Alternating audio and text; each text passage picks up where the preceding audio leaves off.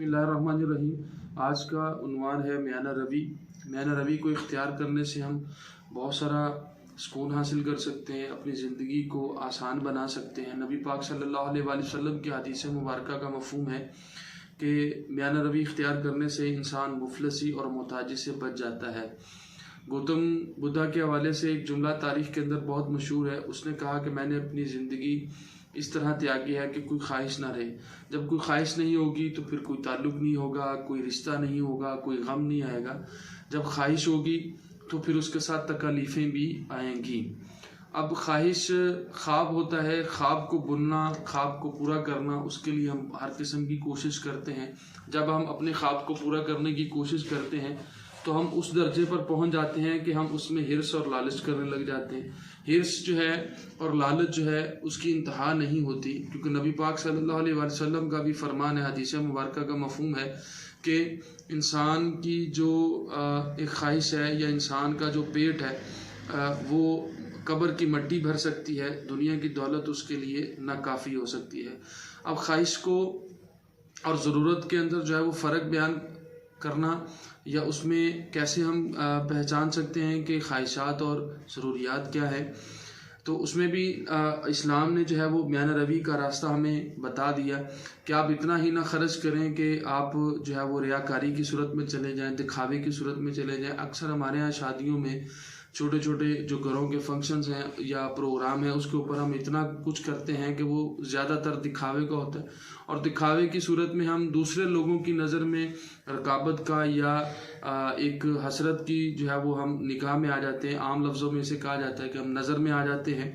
तो जब हम इसराफ के रास्ते पर होते हैं तो हमें दिखावे का सामना या दिखावे की जो है वो सूरत में अपने आप को हम पेश कर रहे होते हैं। तो जब हम कंजूसी की सूरत में होते हैं तो बाज़-औक़ात अगर हम कंजूसी करते हैं तो हम बाज़-औक़ात अपनी जो अहम ज़रूरियात हैं वो भी नहीं पूरी करते। तो उस हवाले से भी जो है वो मना फरमाया गया कि कंजूसी भी ना की जाए। और इसराफ़ के हवाले से भी नबी पाक सल्लल्लाहु अलैहि वसल्लम के सख्ती से फरमान है कि आपने इसराफ़ जो है वो नहीं करना। कुछ चीज़ों में बहुत सारी हदीस ऐसी भी मौजूद है जिसमें ये फरमाया गया है कि आपको अल्लाह ने जो नेमतें अता की हैं, जो अल्लाह पाक ने आपको दौलत, शोहरत, इज़्ज़त दी है, उसको आप इंजॉय करें, उसके ऊपर जो है वो आप खुशी भी महसूस करें, सुकून भी महसूस करें और अल्लाह का शुक्र भी अदा करें। तो हम जो बात कर रहे हैं म्याना रवी की, तो म्याना रवी को इख्तियार करने के वाले से अल्लाह के नबी सल्लल्लाहु अलैहि वसल्लम ने बार बार फरमाया दरमियानी रास्ता इख्तियार करो, दरमियानी रास्ता इख्तियार करो, दरमियानी रास्ता इख्तियार करो। एक जगह पे अल्लाह के नबी सल्लल्लाहु अलैहि वसल्लम फरमाते हैं कि जो म्याना रवी है वो नबूवत का 25वां जुज़्व है, कि म्याना रवी जो है वो आपको कामयाबी की तरफ लेकर जाती है। म्याना रवी जो है वो इख्तियार करने से हम अपनी ज़िंदगी के अंदर बहुत सारे मामलात को जो है वो बेहतर अंदाज में हल कर सकते हैं।